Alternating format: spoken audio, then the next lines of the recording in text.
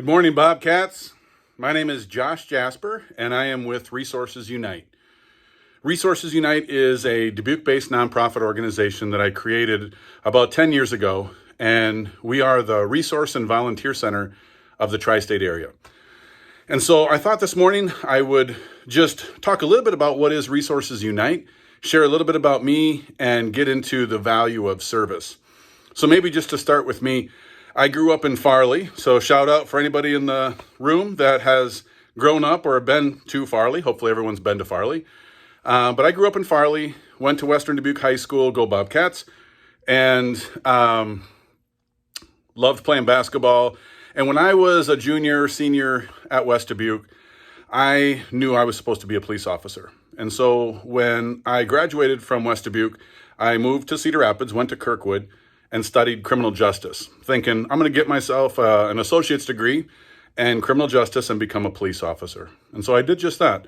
And then when I got done at Kirkwood, I ended up joining the Marine Corps. I thought by joining the Marine Corps, that would help me in my career of law enforcement as well. And had a great experience in the Marines. I was a machine gunner stationed out in 29 Palms, California, and south of DC for a couple of years. But after I got out of the Marines, I went back to school at the University of Northern Iowa and studied criminology, to, again, thinking, you know what, I'm going to be a police officer, and now I'm going to be ready. But when I graduated, I knew I didn't want to be a police officer back in Farley or in Dubuque or Cedar Falls. And so I remember telling my mom one night that I was going to pack up my Pontiac Grand Am with everything I could fit into it and move to Los Angeles and join the LAPD. And so that very next day, packed up the car and moved to Los Angeles and moved into a house with a couple of officers that work for the department. But it takes about 6 months to get on the department, and I needed to get a job. And the first job that I took was at a group home for teenage girls that were abused. And I didn't know anything about that work. It was in South Central Los Angeles, and so quite frankly, pretty much everybody looked like and sound different than I did growing up in Farley. But for me, it was just this amazing experience, meeting different people, and really I found what was my passion and still is my passion, serving people that have been affected by abuse and violence. And so instead of becoming a police officer, I became a social worker. I went back to school to UCLA, got a graduate degree in social work, and became a social worker. And about 15 years ago, I moved back from Los Angeles to the Dubuque area, actually moved to Bernard, Iowa. So shout out to anyone that's ever been to Bernard, population 97. And I became the CEO of the Riverview Center, which is the local rape crisis center. And so about 10 years ago, I, though, was in a position in which two different types of people kept coming to me, and that they wanted to get involved in the community and didn't know where to start, or they needed help in ways that we didn't help with at the Riverview Center, even though there's a lot of great organizations out in our community. And that really is what became Resources Unite. We created a volunteer center with the belief that at the end of the day, we know that what matters most in life is not about the amount of money you make or the things you collect along the way.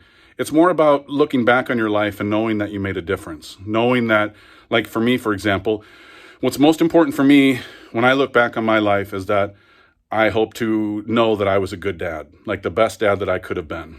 And so it's not so much about how much money I have in the bank, which is very little, but just that I made a difference, right? And so that's really how Resources Unite started. And then we became also the Resource Center, which now if you were to stop in our office, which I would love at any point, two different types of people come in our office. You either want to volunteer and make a difference, and we connect you to meaningful opportunities, be that, with us as the Resource Center or something else within the community. Or the other type of person that comes in, which is usually like 20 to 25 people a day, you need help. You need help from housing to utility assistance to food. You've experienced abuse, you're struggling with substance abuse, you name it, and we try to help people with whatever that is. But really what we're doing is we're building meaningful relationships with the people we serve. We believe that the food that we give someone, the diapers that we give a mom, whatever it might be, that's secondary. It's more about getting to know somebody and understanding their story. I believe that if I can truly understand where someone has come from, I can then really help them long term. The food that we give, the diapers, they're kind of Band-Aids versus helping someone, say, get their GED or realize their dream of becoming a nurse or a police officer or whatever that might be. And so we have a lot of things going on at Resources Unite. Actually, I'll show you something that I would love students to give some thought to, and that we had an amazing donation just recently that's not even public yet from a West Dubuque Bobcat alum, Greg Dardis, and he gifted our organization $650,000 worth of brand new men's suits. And so if I can flip the camera the other way, which I probably can't, I'll just show everybody. So I've got now 3 storage units full of brand new men's clothes. And so we want to think about how we can help maybe the junior or senior man or grown man get into a job or whatever that may be. And we're still working on that program.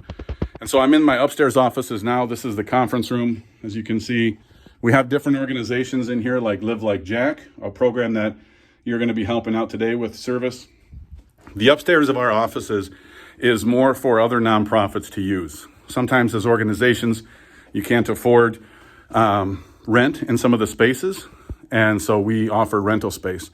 One of the things that's going on right now actually is I'm on Wednesdays, which is where I'm filming this, is we give out food outside. And so people are going to start come into the parking lot, as you can see, because we're going to give away about 4,000 pounds of food today, which is what we typically do on a Wednesday.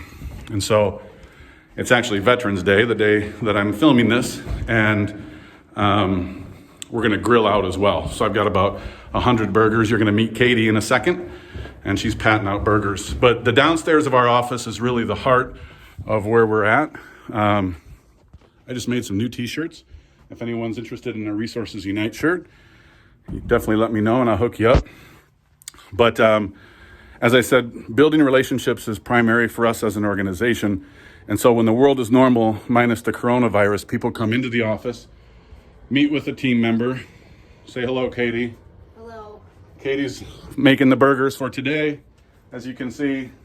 And so people come into our office, though, and we really try to get to know them, understand what they've been through and how we can help.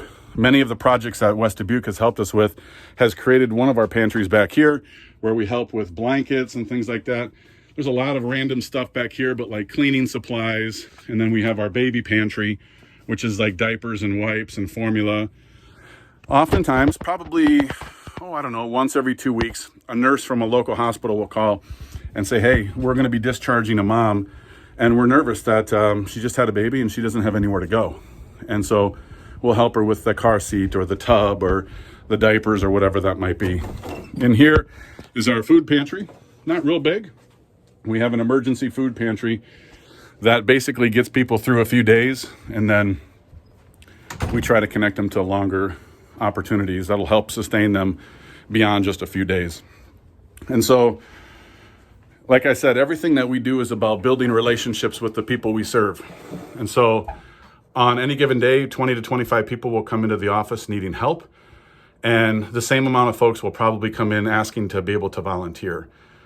And so what you're going to be doing today on service day is just that, giving back. And so some of the projects that you might do, some of you might be like, oh man, this is silly, or, I'm not really sure why I'm doing that. And I have to tell you sincerely from my heart, they mean something. Even if it's writing a note or decorating the Hy-Vee bag for Live Like Jack, for the Thanksgiving bags that we give out next week, those little things matter, because we forget sometimes, because many of us are privileged, that there's a lot of people out there in our community that don't have a lot of the resources that you might have, or don't have the friends that you have, or the loved ones that you have, and they feel alone. And so that note that they may receive, or that bag that they may receive that says Happy Thanksgiving, or someone's thinking about you, it matters. It matters a lot.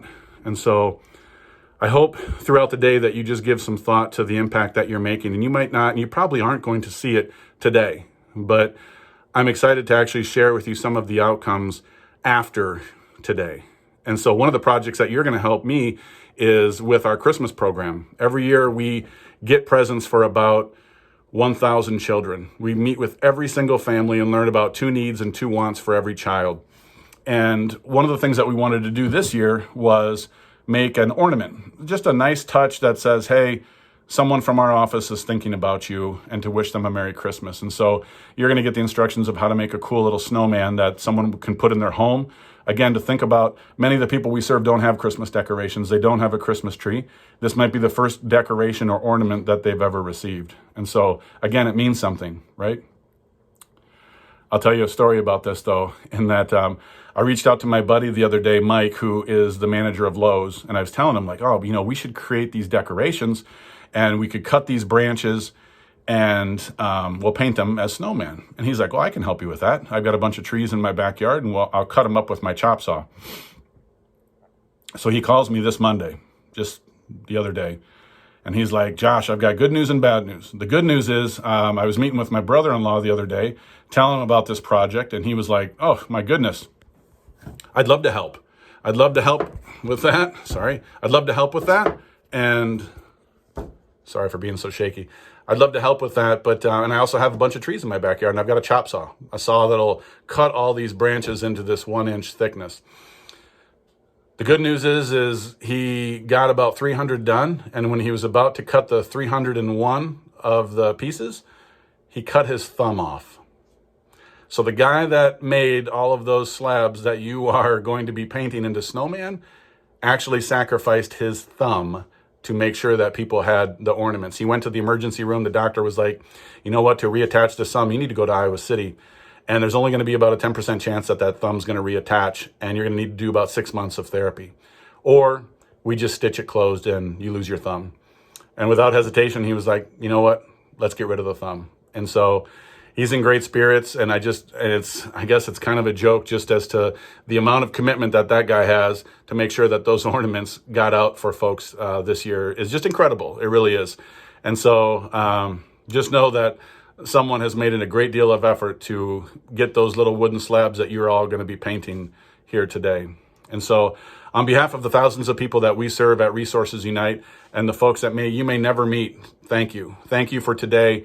And just know that you're going to remember something like today. You may not remember the quiz that you take or maybe other type of field trip, but you're going to remember the moments in which you felt like you made a difference. And so I hope that today, just even give it a pause, give it a second or two to just really give some thought to, you're doing something special. You're doing something for someone else, and that matters. And many other students your age are not doing those types of things. They're not thinking about the value of giving back. They're not learning the value of empathy, as an example, being able to put yourself in someone else's shoes, right? Like if I were to do service when I was your age at West Dubuque, I grew up in Farley, as I said. I had a lot of privilege. I didn't really know a lot of struggle. But if I would have had the opportunity to be like, Josh, not everyone's like you, right? There are some folks that worry about food every day. There's some folks or families that every child in the home has to work to make sure that rent or mortgage is paid. That's a different life than I experienced when I was 16, 17, 18 years old. And so there's value in learning that now. And there's also value in knowing that you're making a difference. And I'm hoping that, honestly, you're learning something today that will sustain you well into your life. And so thank you very much. And I hope that at some point, all of you, especially when the world is normal, stop in the office at Resources Unite, like us on Facebook. I know we're on Facebook. And I'd love to just get to know each and every one of you. So thank you again. Have a great day.